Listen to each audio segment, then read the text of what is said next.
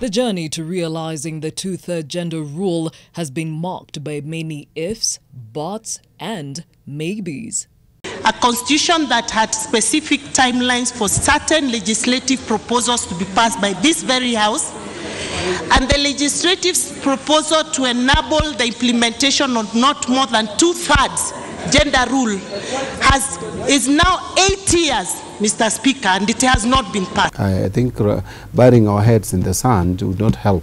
One, a good number of MPs, especially the male colleagues, have some fear of more women in Parliament for reasons best known to them. It's not a women's issue. This is a human rights issue. It's a right to equality. It is in the Bill of Rights in our Constitution.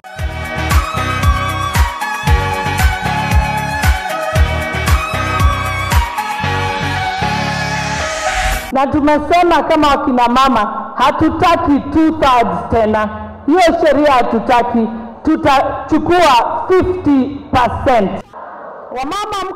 This was the stance by women going into the 2017 general election. The 12th Parliament now has 97 women, the highest in the country's history, but the numbers still fall short of the 30% quota dictated by the Constitution. Communities that people never thought they can even think of a woman leading them. This last election, they actually elected women, not even nominating. Slowly by slowly, we are coming to discover that we need both the girls and boys to develop for the society to be a better place. Political parties have played a role in supporting the women.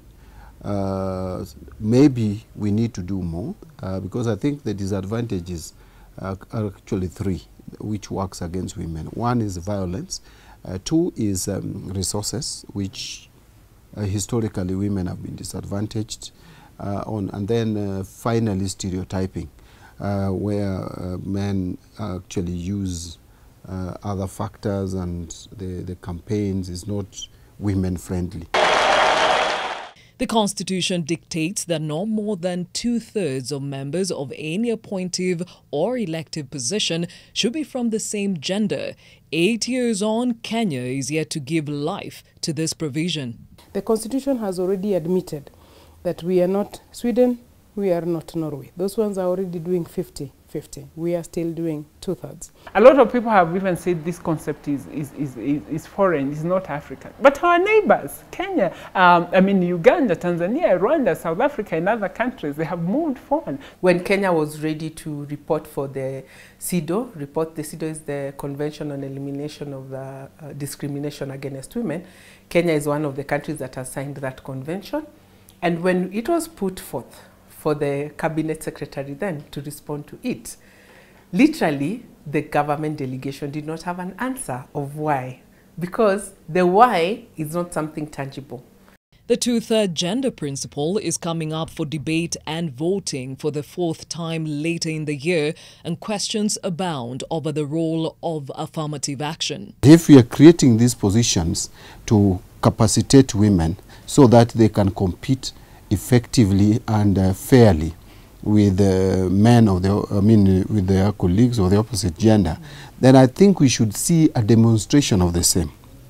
I would like to see, going to the next election, out of the 47 women, for example, more than half of them now going to constituency seats. So I am also part of the group that believes that women who are nominated need to be public leaders in their own right. That you had already brought yourself forward to be elected. You tried to get, for example, the party nomination, and then the challenges around that party nomination made it such a way that you are not with 0 votes, but you are not the winner. You are a loser, but a loser who tried.